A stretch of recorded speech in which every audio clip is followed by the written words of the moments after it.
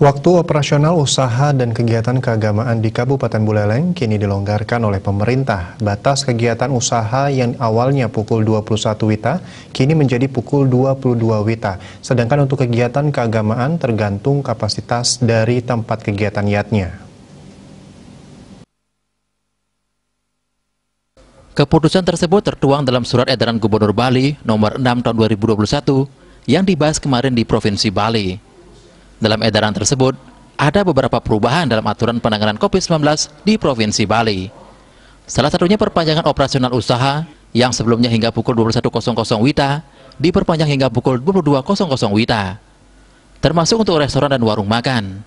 Selain itu, untuk fasilitas umum, kegiatan adat, agama, dan sosial budaya diizinkan dapat dibuka dan dilaksanakan dengan pembatasan kapasitas maksimal 50% dan tentunya tetap dengan penerapan protokol kesehatan yang lebih ketat dengan jumlah peserta dan durasi waktu yang sangat terbatas.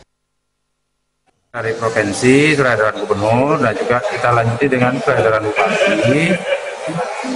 Untuk PPKM berikutnya yang akan diperpanjang dari tanggal 9 sampai tanggal 22 Maret, ya ada beberapa perubahan. Satu, pelonggaran jam buka toko, mal, warung, dan sebagainya sampai pukul 22. Yang sebelumnya 21.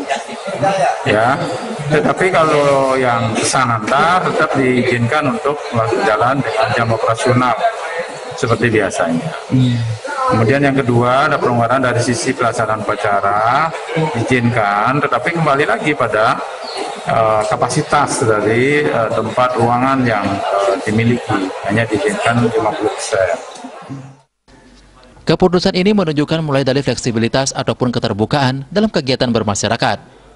Namun fleksibilitas ini harus diikuti dengan penerapan protokol kesehatan secara ketat. Hal ini juga dibarengi dengan dikeluarkannya SE Bupati Buleleng untuk merevisi aturan-aturan sebelumnya. Komang Yuda, Bali TV.